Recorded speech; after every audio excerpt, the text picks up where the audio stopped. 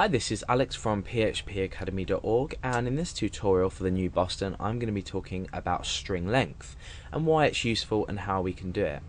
Now, as you know, we can create a variable with a string type which will automatically be created with us. So let's do that now. I'm going to create string, and then I'm going to call this or set this to the value of Alex. So we've got 4 characters in here. Now, what we might want to do is we might want to find out how many characters are in this string. So we can go ahead and we can create a new variable, and I'm going to call this string length, and that is going to be equal to we need to call a function now to be able to grab the length of this string. So I'm going to say strlen, so short for string length, and then inside here we're going to take one parameter or one argument, and this is going to be the variable of the string that we want to count. So we want to count the specific amount of characters inside a string here. So I could in fact just supply this with an amount of characters. So I could say how many characters does this have? Okay, so now what we can do is down here we can echo out string underscore length. Now let's just preview that in our browser and see what happens. So you can see we've been returned with the result 35. Now that in fact means that there are 35 characters in this string, obviously not including the single quotation marks on the outside. So let's just test this out, something we can monitor. Let's just type the character A. Now let's come and refresh, and you can see that says 1. So let's look at how we can probably calculate a predefined string. So all I'm going to do is I'm just going to pop the variable name in there, and that will transfer this data here into here. So now we should have the result 4. Okay, so we've determined how to count a string length and then how to output the string length, but why would we want to do this? Now, there are a few different reasons why we would use this strlen function.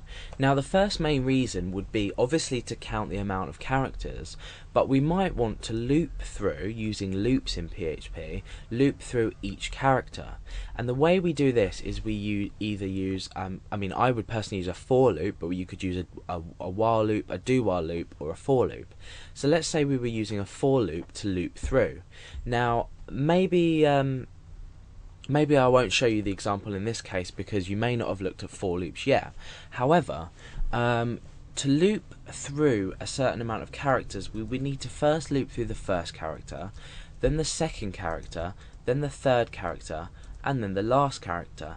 Now, how would we know when to end this loop? How would we know when we'd reach the end of a certain amount of characters? Well, the answer is absolutely simple.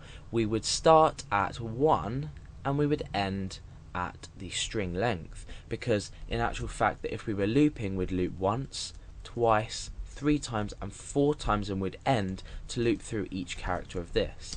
Now let me just actually start up an example, because this is going to allow you to see it a lot better.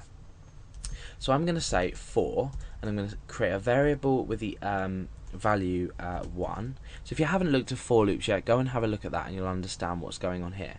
So for x equals 1, we're going to say while x is smaller than or equal to something. Now something here is going to be the length of the string, and after this we need to say x plus plus. We're incrementing each time. So the string length here needs to be determined. So now what we can just do is put string length straight into there.